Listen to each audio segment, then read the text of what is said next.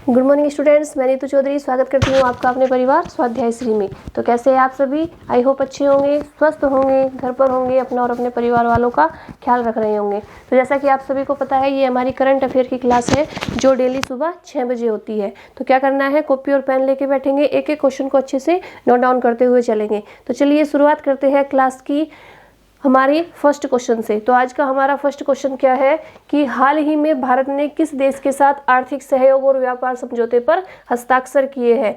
बताइए, भारत ने किस देश के साथ आर्थिक और व्यापारिक समझौते पर हस्ताक्षर किए हैं? तो किसके साथ किए हैं? ऑस्ट्रेलिया के साथ। किसके साथ किए हैं? ऑस्ट्रेलिया के साथ किए हैं। बात करते हैं ऑस्ट्रेलिया की। अगर ऑस्ट्रेलिया की बात करें तो ऑस्ट्रेलिया की कैपिटल क्या हो जाती है? कैनबरा हो जाती है। क्या हो जाती है? ऑस्ट्रेलिया की कैपिटल कैनबरा हो जाती है। ठीक है। अगर बात करें सबसे बड़ा शहर कौन सा है ऑस्ट्रेलिया का, तो सिडनी ऑस्ट्रेलिया का सबसे बड़ा शहर हो जाता है। अगर बात करें ऑस्ट्रेलिया के प्रधानमंत्री की, तो स्कॉट मॉरिसन वहाँ के प्रधानमंत्री हो जाते हैं। गवर्नर जनरल वहाँ के क्विंटन ब्राइस हो जाते हैं। सम्राट वहाँ पर कौन है? एलिजाबेथ द्वितीय है। और विलियम जेन सूजन ने 1606 में ऑस्ट्रेलिया की खोज की थी। आपने ये क्वेश्चन बहुत कम देखा होगा कि ऑस्ट्रेलिया की खोज किसने की थी। तो किसने की थी? विलियम जेन सूजन ने की थी। कब की थी? 1606 में की थी। अगर बात करें कि ऑस्ट्रेलिया दुनिया का सबसे छोटा महाद्वीप है और जो द्वीप है वो सबसे बड़ा है, यानी द्वीपों में तो सबसे बड़ा द्वीप है और महाद्वीपों में सबसे छोटा महाद्वीप है। याद रखेंगे कि सबसे छोटा महाद्वीप, जितने भी महाद्वीप हैं उनमें, और जितने द्वीप है उनमें सबसे बड़ा द्वीप ऑस्ट्रेलिया है। चलिए फटाफट से स्क्रीनशॉट लेंगे या नोट डाउन करेंगे। नेक्स्ट क्वेश्चन पे चलेंगे। क्वेश्चन नंबर 2 कि आर्थिक संकट से जूझ रहे किस देश ने देशव्यापी सार्वजनिक आपातकाल की घोषणा की है? तो किसने की है आपातकाल की घोषणा? इमरजेंसी लगाने की घोषणा किसने की है? श्रीलंका ने की है। किसने की है? श्रीलंका ने। आर्थिक संकट से जूझ रहा है श्रीलंका, उन्होंने क्या किया है? सार्वजनिक आपातकाल लगाने की, इमरजेंसी लगाने की घोषणा की है। बात करते हैं श्रीलंका की। अगर श्रीलंका की बात करें तो श्रीलंका की राजधानी क्या हो जाती है? श्री जयवर्धनपुरे कोट्टा हो जाती है। पहले श्रीलंका की राजधानी क्या थी? कोलंबो थी। अब क्या है? श्री जयवर्धनपुरे कोट्टा। ठीक है। राष्ट्रपति कौन है श्रीलंका के? गोतबया राजपक्से। कौन है? गोतबया राजपक्से वहाँ के राष्ट्रपति हो जाते हैं। प्रधानमंत्री महिंदा राजपक्से है। गोतबया राजपक्से, महिंदा राजपक्से याद रखेंगे। सबसे बड़ा शहर कौन सा है? कोलंबो सबसे बड़ा शहर है श्रीलंका का। श्रीलंका भारत से मात्र 31 किलोमीटर की दूरी पर स्थित है। कितनी दूरी पर? भारत से मात्र 31 किलोमीटर की, यानी 40 से 45 मिनट का टाइम लगता है भारत से श्रीलंका तक पहुंचने के लिए। ठीक है। अगर बात करें कि जो श्रीलंका का पुराना नाम था वो क्या था? सिलोन था। क्या था? सिलोन था। 1972 तक श्रीलंका को सिलोन नाम से जाना जाता था। इसके बाद 1972 में इसका नाम बदलकर क्या कर दिया गया? लंका कर दिया गया। क्या कर दिया गया? लंका। फिर 1978 में इसमें एक लंका में सम्मान सूचक शब्द, जैसे पापा के नाम से पहले लगा देते हैं ना, जैसे किसी के पापा का नाम है कुछ, तब हम सम्मान के लिए क्या बोलते हैं? श्री फलाना, श्री ये, श्री वो। ठीक है। और माता के नाम से श्रीमती, माता के नाम से पहले श्रीमती लगाते हैं उन्हें सम्मान देने के लिए। इसीलिए लंका अजीब लग रहा था थोड़ा, इन्होंने इसे सम्मान सूचक शब्द श्री लगाकर इसका नाम क्या कर दिया? 1978 में श्रीलंका कर दिया। कब कर दिया? 1978 से इसे श्रीलंका कहा जाने लगा। श्री जोड़कर इसे श्रीलंका कर दिया गया। अगर पूछा जाए कि पुराना नाम इसका क्या था, क्या बताएंगे? सिलोन बताएंगे। कब तक? 1972 तक। 1972 तक सिलोन था, उसके बाद लंका कर दिया गया 1972 के बाद, और उसके बाद क्या कर दिया गया? 1978 में श्रीलंका कर दिया, श्री लगाकर। चलिए स्क्रीनशॉट लीजिए फटाफट से। नेक्स्ट चलेंगे, नेक्स्ट क्वेश्चन पे चलेंगे। क्वेश्चन नंबर 3 कि हाल ही में फार्म इजी ने अपना ब्रांड एम्बेसडर किसे बनाया है? फार्म इजी ने अपना ब्रांड एम्बेसडर किसे नियुक्त किया है? तो किसे किया है? आप लोग ऐड भी देखते हैं, आमिर खान को। किसे किया है? आमिर खान को अपना ब्रांड एम्बेसडर नियुक्त किया है। नेक्स्ट क्वेश्चन पे चलेंगे, क्वेश्चन नंबर 4 कि गूगल पे ने हाल ही में किसके साथ यूपीआई के लिए टैप टू पे के लिए समझौता किया है? बताइए किसके साथ किया है? गूगल पे ने क्या किया है? किसके साथ यूपीआई के लिए टैप टू पे के लिए समझौता किया है? तो पाइन लैब्स के लिए साथ किया है। किसके साथ? पाइन लैब्स के साथ किया है। अब आप बोलेंगे कि ये पाइन लैब्स क्या है, तो देख लेते हैं कि जो पाइन लैब्स है वो क्या है। पाइन लैब्स एक मर्चेंट कंपनी है, लिख लेंगे, पूरा नहीं लिखा हुआ,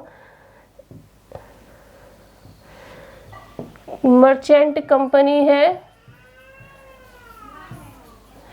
जिसने डेवलपर्स के लिए अपने एंड्रॉइड्स आधारित इन स्टोर पेमेंट प्लेटफॉर्म के एप्लीकेशन प्रोग्राम इंटरफेस शुरू करने की घोषणा की है। जो पाइन लैब्स है उसके चीफ एग्जीक्यूटिव ऑफिसर कौन है? विक्की बिंद्रा है। अगर बात करें पाइन लैब्स के चीफ टेक्नोलॉजी, चीफ है ये, चीफ टेक्नोलॉजी ऑफिसर कौन है? तो वो संजीव कुमार है। कौन से? एग्जीक्यूटिव ऑफिसर तो विक्की बिंद्रा है, और जो चीफ टेक्नोलॉजी ऑफिसर है वो कौन है? संजीव कुमार है।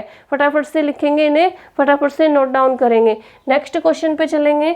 इसके बाद क्वेश्चन नंबर 5 कि भारतीय भुगतान परिषद का अध्यक्ष वर्ष 2022 में किसे चुना गया? बताइए भारतीय भुगतान परिषद का अध्यक्ष वर्ष 2022 में किसे चुना गया? तो ये चुना गया है विश्वास पटेल को। अगर आपको क्लास अच्छी लगती है तो लाइक जरूर कीजिए, लाइक करने में कुछ नहीं जा रहा है, एक उंगली टच करनी है तो कर दीजिए लाइक, ठीक है। अगर क्लास में कमी है तो भी बताइए आप कमेंट करके कि ये कमी है, और जो मैं लास्ट में क्वेश्चन पूछती हूँ उनके आंसर जरूर दीजिए, ठीक है। इससे क्या होगा कि अगर आप एक क्वेश्चन भी आप रोज याद करते हैं, एक पुस्तक का नाम भी आप रोज याद करते हैं, तो एक महीने में आपके 30 क्वेश्चन और 3 पुस्तकों के नाम याद हो जाते हैं। और पूरी क्लास में 10 टॉप 10 क्वेश्चन जो करंट अफेयर के होते हैं, अगर आप उन्हें ध्यान से पढ़ते हैं तो सारे, फिर एक महीने का हम पूरा रिवीजन भी करा देते हैं, तो ये सारे क्वेश्चन आपके माइंड में सेट हो जाएंगे। अगर आप एग्जाम में बैठेंगे तो तुरंत आप इनका आंसर सही लगा देंगे, ठीक है। तो चलिए नेक्स्ट क्वेश्चन पे चलते हैं। इसका आंसर क्या हो जाता है? विश्वास पटेल हो जाता है। भारतीय भुगतान परिषद का अध्यक्ष किसे चुना गया है? विश्वास पटेल को चुना गया है। नेक्स्ट क्वेश्चन पे चलेंगे।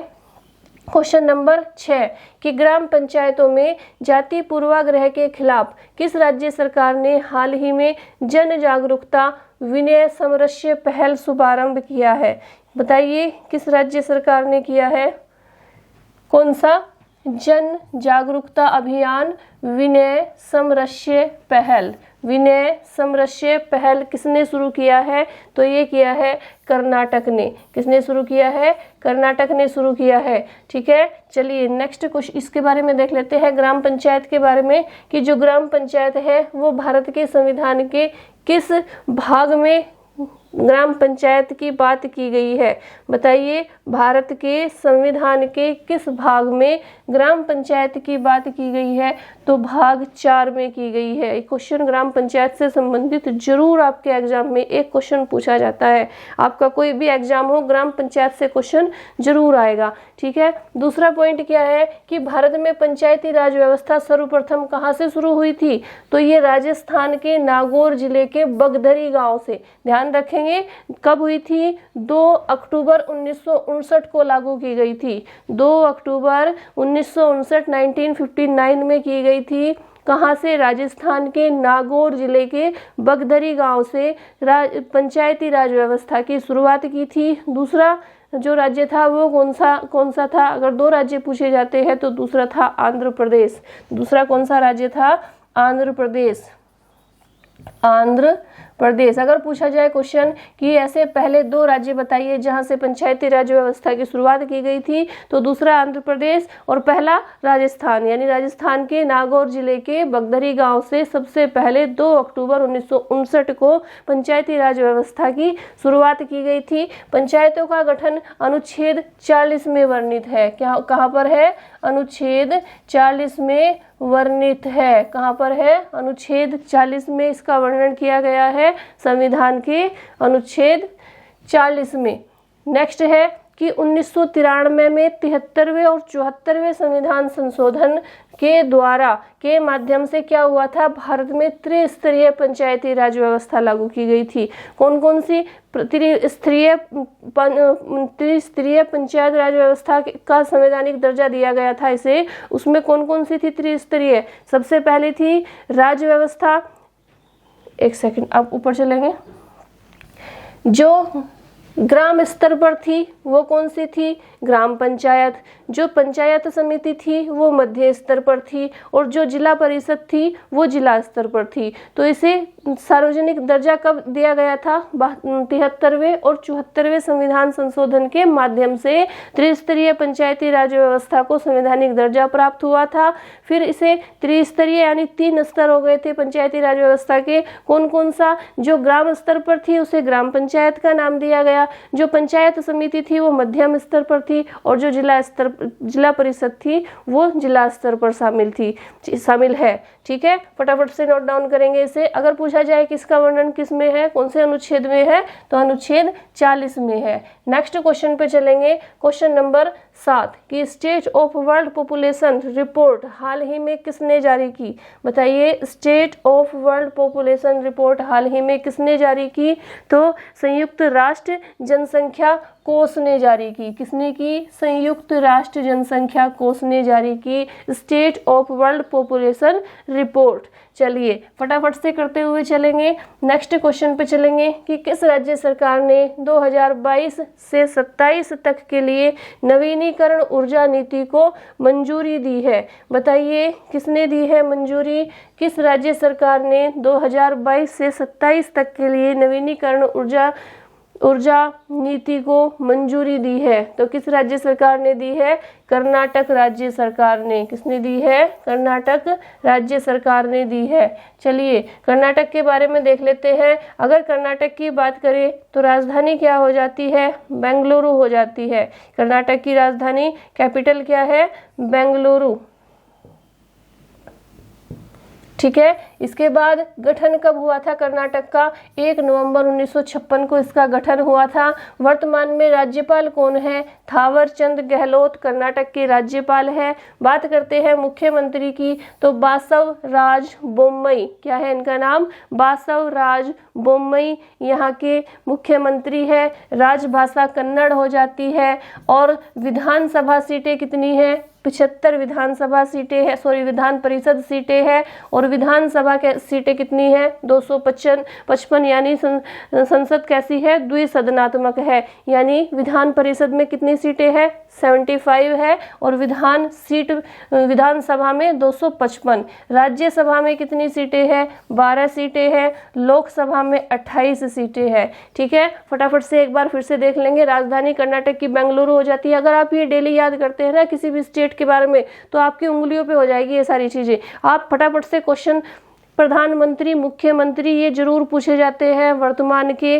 ठीक है, राजधानी एक ना एक राजधानी जरूर पूछी जाती है आपके एग्जाम में।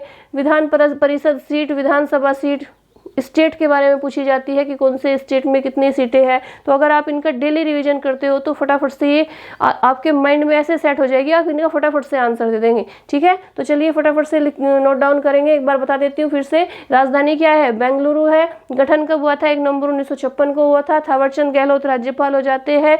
और बासव राज बोम्मई यहाँ के मुख्यमंत्री हो जाते हैं। राजभाषा कौन सी है? कन्नड़ है। विधान परिषद सीट 75 है। विधानसभा सीट 255 है। राज्यसभा सीट 12 है। और लोकसभा सीट 28 है। अगर बात करते हैं कर्नाटक के प्रमुख राष्ट्रीय उद्यान की, तो प्रमुख राष्ट्रीय उद्यान कौन कौन से हो जाते हैं? एग्जाम में आपके राष्ट्रीय उद्यान भी जरूर पूछे जाते हैं। ठीक है, तो कौन कौन से हो जाते हैं प्रमुख राष्ट्रीय उद्यान? सबसे पहला है बनेरघट्टा राष्ट्रीय उद्यान। कौन सा है? बनेरघट्टा राष्ट्रीय उद्यान। ठीक है, दूसरा है बांदीपुर राष्ट्रीय उद्यान, ये प्रमुख है जो पूछे जाते हैं। तीसरा है नागरहोल राष्ट्रीय उद्यान। चौथा है अंसी राष्ट्रीय उद्यान। पांचवा है कुद्रेमुख, कुद्रेमुख ऐसे लिखा जाएगा, कुद्रेमुख। कुद्रेमुख राष्ट्रीय उद्यान, और 5वां है मुदुमलाई नेशनल पार्क। तो 5 प्रमुख नेशनल पार्क है कर्नाटक के बनेरघट्टा राष्ट्रीय उद्यान, बांदीपुर राष्ट्रीय उद्यान, नागरहोल राष्ट्रीय उद्यान, अंसी राष्ट्रीय उद्यान, कुद्रेमुख राष्ट्रीय उद्यान, मुदुमलाई नेशनल पार्क। क्वेश्चन किस तरह से पूछा जाएगा कि 4 नेशनल पार्क दे दिए जाएंगे, क्वेश्चन होंगे इनमें से कौन सा नेशनल पार्क कर्नाटक से संबंधित है। ठीक है, इनमें से एक होगा, 3 अलग राज्य से होंगे। तो अगर आपके ये याद है तो आप फटाफट से इनका आंसर बता देंगे। चलिए नेक्स्ट क्वेश्चन पे चलेंगे। क्वेश्चन नंबर 9 कि हाल ही में भारतीय भूवैज्ञानिक सर्वेक्षण के लिए महानिदेशक के रूप में किसे नियुक्त किया गया। बताइए, महानिदेशक के रूप में किसे नियुक्त किया भारतीय भूवैज्ञानिक सर्वेक्षण के महानिदेशक के रूप में, बताएंगे फटाफट से किसे नियुक्त किया गया। तो ये doctor Gaurav, doctor Deepu, doctor S Raju या इनमें से कोई नहीं। तो डॉक्टर एस राजू को किया गया है। किसे किया गया है? डॉक्टर एस राजू को भारतीय भूवैज्ञानिक सर्वेक्षण के महानिदेशक के रूप में नियुक्त किया गया है। चलिए देखते हैं भारतीय भूवैज्ञानिक सर्वेक्षण क्या है। भारत के खान मंत्रालय के अधीन कार्यरत एक संगठन है। क्या है? भारत के खान मंत्रालय के अधीन कार्यरत एक संगठन है। इसका कार्य क्या है? भारतीय भूवैज्ञानिक सर्वेक्षण करना और अध्ययन करना। क्या है? भारतीय भूवैज्ञानिक सर्वेक्षण और अध्ययन करना इसका कार्य है। अगर बात करें कि इसके भारतीय भूवैज्ञानिक सर्वेक्षण का जो गठन था वो कब हुआ था, तो 4 मार्च 1851 को हुआ था। और अगर बात करें इसके हेडक्वार्टर की यानी मुख्यालय की, तो इसका मुख्यालय कहाँ पर है? कोलकाता में है। कहाँ पर है? कोलकाता में इसका मुख्यालय है। चलिए फटाफट से नोट डाउन कीजिए। नेक्स्ट क्वेश्चन पे चलेंगे। क्वेश्चन नंबर 10 के हाल ही में खेलो इंडिया यूनिवर्सिटी गेम्स 2021 के लिए लोगो, जर्सी, शुभंकर व गाना लॉन्च करने वाले केंद्रीय खेल मंत्री कौन है? 2021 के लिए लोगो, जर्सी, शुभंकर व गाना लॉन्च करने वाले केंद्रीय खेल मंत्री कौन है? आप सभी को पता है, अनुराग ठाकुर है। कौन है? अनुराग ठाकुर है, जिन्होंने क्या किया है? खेलो इंडिया यूनिवर्सिटी गेम्स 2021 के लिए लोगो, जर्सी, शुभंकर व गाना लॉन्च किया है। नेक्स्ट क्वेश्चन 10 क्वेश्चन हमारे कंप्लीट हो जाते हैं। खेलो इंडिया के बारे में देख लेते हैं कि जो खेलो इंडिया यूथ गेम है उसकी शुरुआत कब से हुई थी। तो कब से हुई थी इसकी शुरुआत? 2018 में हुई थी। किसके द्वारा की गई थी? मंत्री कर्नल राज्यवर्धन सिंह राठौर के द्वारा। किसके द्वारा? कर्नल राज्यवर्धन सिंह राठौर के द्वारा 2018 में इसकी शुरुआत की थी। ये कितने वर्ष मतलब कब होते हैं यूथ गेम? ये हर साल जनवरी के महीने में होते हैं और इस प्रतियोगिता में पूरे भारतवर्ष से विभिन्न स्कूल और कॉलेज के बच्चे क्या करते हैं? हिस्सा लेते हैं। पूरे भारत से कॉलेज के भी और स्कूल के भी बच्चे इस प्रतियोगिता में हिस्सा लेते हैं। फटाफट से नोट डाउन कीजिए। चलिए ये हमारे नेक्स्ट 10 क्वेश्चन हो जाते हैं। इसके बाद आ जाता है हमारी आज की पुस्तक। आज की पुस्तक क्या है हमारी? मैला आंचल के लेखक कौन है? एक पुस्तक मैं आपको रोज देती हूँ याद करने के लिए और आपको ये भी बोलती हूँ कि आपको इसका आंसर देना है। ठीक है, तो आज की हमारी पुस्तक कौन सी है?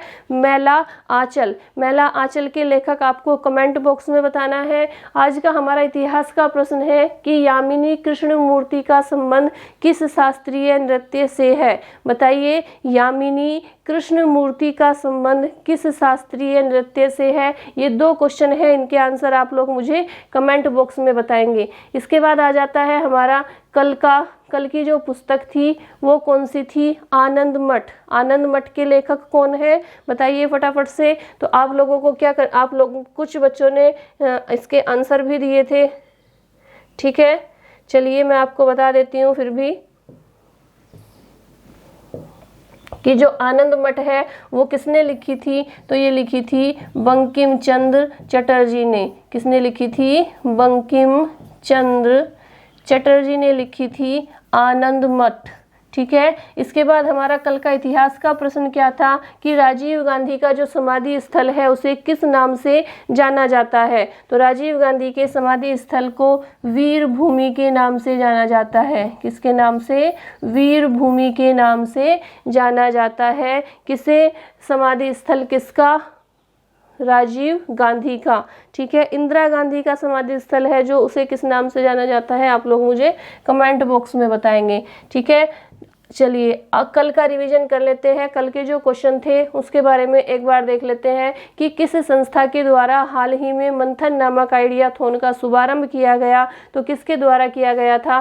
सेबी के द्वारा। ये कल के क्वेश्चन है। एक बार अगर हम इनका फटाफट से रिवीजन कर लेते हैं तो ये भी हमारे याद रह जाते हैं कि किस राज्य ने 2024 तक टीबी मुक्त बनाने का लक्ष्य रखा है। तो मध्य प्रदेश ने रखा है। किसने रखा है? मध्य प्रदेश ने। नेक्स्ट है 44वें शतरंज ओलंपियाड 2022 की मेजबानी आधिकारिक रूप से अंतर्राष्ट्रीय शतरंज महासंघ के द्वारा किस देश को सौंप दी गई। तो किसे सौंप दी गई? ये भारत को सौंप दी गई। पहले किसे दी गई थी? पहले मॉस्को यानी रूस की राजधानी मॉस्को को दी गई थी। लेकिन यूक्रेन और रूस का जो युद्ध चला हुआ है, आप सभी को पता है, काफ़ी दिनों से चला हुआ है, उसके कारण रूस से मेजबानी छीन ली गई थी। अब भारत को दी गई। 2013 के बाद भारत दूसरी बार इसकी मेजबानी करेगा, यानी 2013 में एक बार की थी पहली बार, और अब दूसरी बार मेजबानी करेगा। कहाँ पर होगी? तमिलनाडु के चेन्नई में। निम्न में से किस राज्य में 1 अप्रैल को उत्कल दिवस के रूप में मनाया जाता है। तो बताइए किस राज्य में मनाया जाता है। तो ओडिशा में मनाया जाता है। नेक्स्ट क्वेश्चन है कि हाल ही में भारत और किस देश के बीच नौसेना अभ्यास वरुण 2022 का आयोजन किया गया। तो भारत और फ्रांस के बीच किया गया। नेक्स्ट क्वेश्चन है कि निम्न में से किसने 67वीं इंटर रेलवे टेनिस चैंपियनशिप 2022 में स्वर्ण पदक जीता।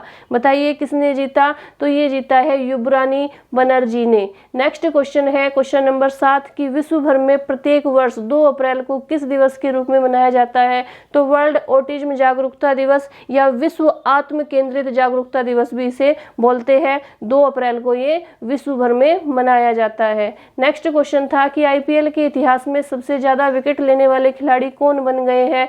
तो ड्वेन ब्रावो बन गए हैं। कौन बन गए हैं? ड्वेन ब्रावो सबसे ज्यादा विकेट लेने वाले खिलाड़ी बन गए हैं। नेक्स्ट है कि गुजरात के किस शहर में योगासन सीनियर नेशनल चैंपियनशिप का आयोजन किया गया।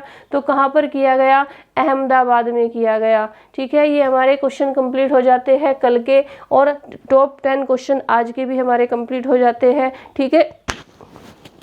अगर आपको क्लास अच्छी लगती है तो वीडियो को शेयर जरूर कीजिए, चैनल को सब्सक्राइब कीजिए, और अगर क्लास में कुछ कमी है तो कमेंट करके जरूर बताइए। देखिए क्या होता है कि आपको लगता होगा कि बस ऐसे ही बना दी क्लास बनाने में बहुत मेहनत लगती है, इतनी आसानी से क्लास नहीं बनती। ठीक है।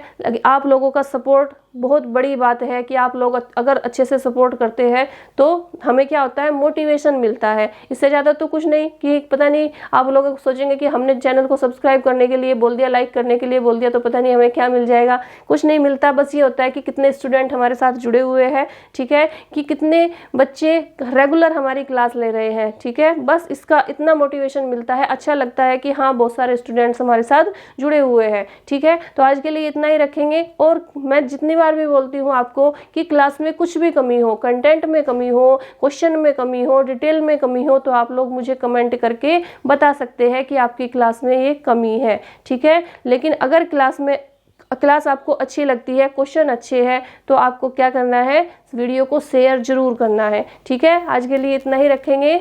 कल की क्लास में फिर नए क्वेश्चंस के साथ मिलेंगे। धन्यवाद। जय हिंद, जय भारत।